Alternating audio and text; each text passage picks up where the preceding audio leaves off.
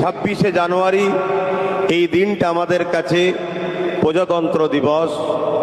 এই দেশ 1947-এ ব্রিটিশদের কালো থাবা থেকে, তাদের স্বৈরাচারী শাসক থেকে আমাদের মাতৃভূমি আজাদ হয়, মুক্ত হয়। কিন্তু এই দেশটাকে আগামী নতুন করে কিভাবে পরিচালনা করা যাবে, এর জন্যে ডক্টর বাবা সাহেব আম্বেদকরের নেতৃত্বে আরো অনেকে মিলে একটা সংবিধান রচনা করা হয়। সেই সংবিধান 1950 26শে জানুয়ারি এই দিনে প্রথম লাগু করা হয়। সংবিধান অনুযায়ী দেশকে পরিচালনা করা হয়। সেই হিসাবে এই 26শে জানুয়ারি এই দিনটা আমাদের কাছে প্রজাতন্ত্র দিবস।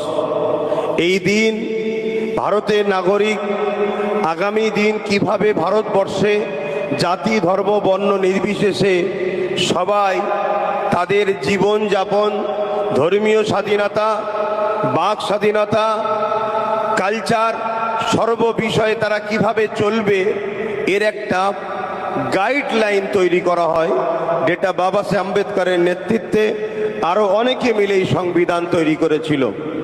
আজকের সেই দিন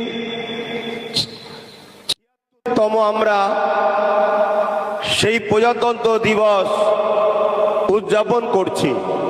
কিন্তু দুঃখের সাথে বলতে হয়, ডক্টর বাবা সাহেব আম্বেদকর থেকে শুরু করে আমার দেশের মহানায়ক যিনারা ভারতের জন্য যে সংবিধান রেখে গেলেন, বা যারা দেশের জন্য জীবনকে আত্মদান আত্মবলিদান দিলেন, তাদের এই সেই স্বপ্ন যত দিন যাচ্ছে আস্তে আস্তে ভেঙে চৌচির হয়ে যাচ্ছে।